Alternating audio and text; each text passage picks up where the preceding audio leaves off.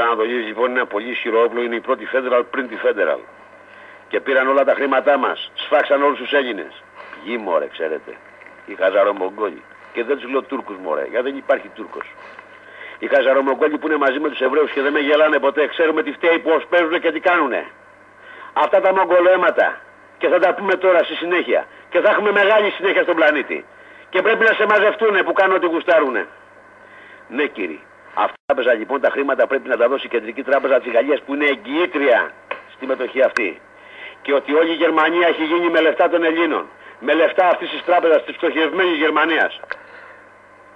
Και η Τράπεζα της Γαλλίας μετανομάστηκε σε Κεντρική Τράπεζα της Ευρώπης. Άρα μου χρωστάει η Κεντρική Τράπεζα της Ευρώπης. Και δεν υπάρχει το Deutsche Bank, είναι των Ελλήνων.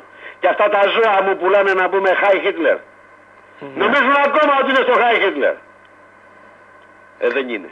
Η Ελλάδα πλήρωσε 600.000 νεκρούς, τους οποίους τους σκοτώσανε. Τους βάζανε στον τοίχο και τους εκτελέσανε. Και θέλουν ακόμα και σήμερα να πάρουν τι. Δεν υπάρχει τέταρτο. Η Γερμανία πέθανε στην Ελλάδα. Από την Ελλάδα έχασε τον πόλεμο. Ο Έλληνας είναι φαινόμενο. Έχει σκοτώσει όλες τις αυτοκρατορίες. Όποιος άνοιξε παρτίδες με τον Έλληνα πήρε τηλέφωνο το θάνατό του. Οι Πέρσες έτσι κάνανε. Ανοίξανε παρτίδες μαζί μας. Ήρθανε 1, 2, 3, 4. Μας πιέσανε. Έσκασε ο Αλέξανδρος και τους έσπασε το κεφάλι και πήρε τον πλανήτη.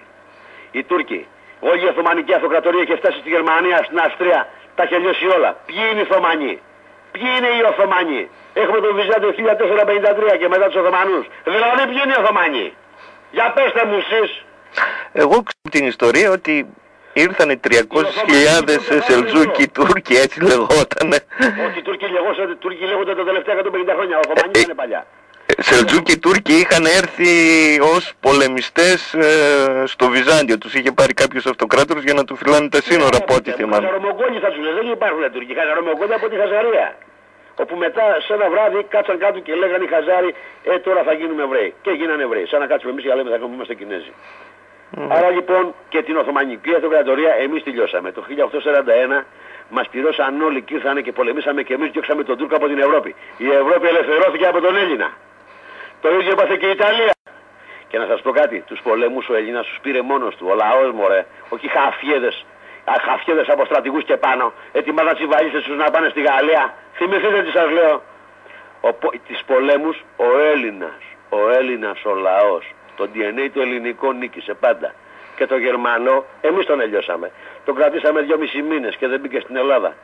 Και μετά έφυγε 2 μεραρχίες για να μας φυλάει, για τον ελιώναμε εδώ μέσα, το είχαμε κάνει Βιετνάμ. Που σημαίνει τον έπιασε ο χειμώνας και τον ξεφτύλισε ο Ρώσος.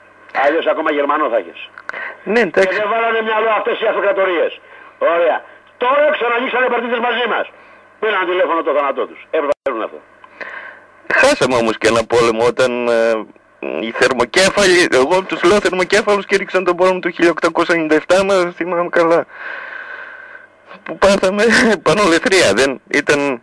Η κυβέρνηση ήταν κατά του πολέμου και κάποιοι τον κήρυξαν. Δεν θα τους λέμε θερμοκέφαλους προδοκάτορες. Σου λέω, εγώ λέω ότι διδάχτηκα από το σχολείο. Δεν λέω... Αλλά μην τους λέμε θερμοκέφαλους Έλληνες. Και σήμερα υπάρχουν θερμοκέφαλοι που υποτίθεται θερμοκέφαλοι, αλλά είναι εντελώς κατευθυνόμενοι. Και θέλουν άλλα πράγματα στην Ελλάδα, κάτι που δεν θέλουμε εμείς.